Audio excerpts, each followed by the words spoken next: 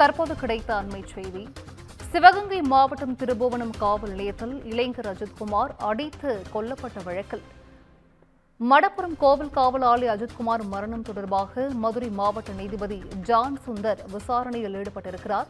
மடப்புரம் கோவில் பணியாளர்களிடம் தனித்தனியாக 9 மணி நேரத்திற்கும் மேலாக விசாரணை மேற்கொண்டு வருவதாக அண்மை தகவல் வெளியாகியுள்ளது. கோவில் கோசாலையில் வைத்து அஜித்குமார் காவலர்களால் தாக்கப்பட்ட வீடியோவானது வெளியான நிலையில் சம்பவத்தின் போது கோவிலில் பணியில் இருந்த ஊழியர்களிடம் நீதிபதி 9 மணி நேரத்திற்கும் மேலாக விசாரணை மேற்கொண்டு வருகிறார். கூடுதல் விவரங்களை செய்தியாளர் பாபு சரவணன் வழங்கிட கேட்கலாம். பாபு சரவணன், வணக்கம். 9 மணி நேரத்திற்கும் மேலாக இந்த விசாரணையானது நடைபெற்று வருகிறது. இது குறித்தான முழு விவரங்கள் பாபு சரவணன். வணக்கம்.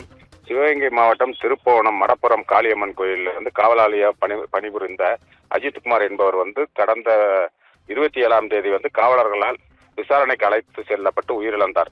இது தொடர்பாக மதுரை உயர்நீதிமன்ற மதுரை மாவட்ட நீதிபதி ஜான் சுந்தர் விசாரணை செய்து 8ஆம் தேதிக்குள் அறிக்கை தாக்கல் செய்ய நேற்று உத்தரவிட்டிருந்தது. இந்நிலையில் இன்று காலை 10:45 மணியளவில் மதுரை மாவட்ட நீதிபதி ஜான் சுந்தர் அவர்கள் சிவகங்கை மாவட்டம் திருப்போணம் பகுதியில் உள்ள காவல் நிலையத்திற்கு வந்தார். அதன் பின்பு அந்த காவல் நிலையம் அருகில் உள்ள பயணிகள் விடுதியில் அவர் தற்போது காலையில் இருந்து 9 மணி நேரமாக பல்வேறு கட்டங்களாக கோயில் பணிபுரிந்த பணியாளர்கள், கோயில் ஆணையாளர், அது மட்டுமல்லாமல் அன்று காவல்துறையினால் 6 பேர் அழைத்து செல்லப்பட்டு தாக்கப்பட்டனர். அதில் மீதம் இருக்கும் 5 பேர். அஜித்குமார் இறந்து விட்டார். அவருடன் சென்று அஜித்குமாரின் தம்பி இன்று விசாரிக்கப்படவில்லை.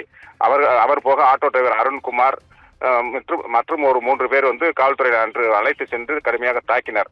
அந்த 4 பேரிடமும் இன்று விசாரணை நடைபெற்றது. அது மட்டுமல்லாமல் அந்த பகுதியில் வைத்திருக்கும் தேங்காய் பழக்கடை, மாலை கடை, இந்த மாதிரி கடைகள் வைத்திருக்கிறார்கள் மடப்புரம் காளியம்மன் கோயில் எதிர்ப்புறம். அந்த கடைக்காரர்கள் சம்பவத்தை நேரில் பார்த்தவர்களிடமும் தனித்தனியாக விசாரணை செய்து வருகிறார். இன்னும் விசாரணை முடிவு அடையவில்லை.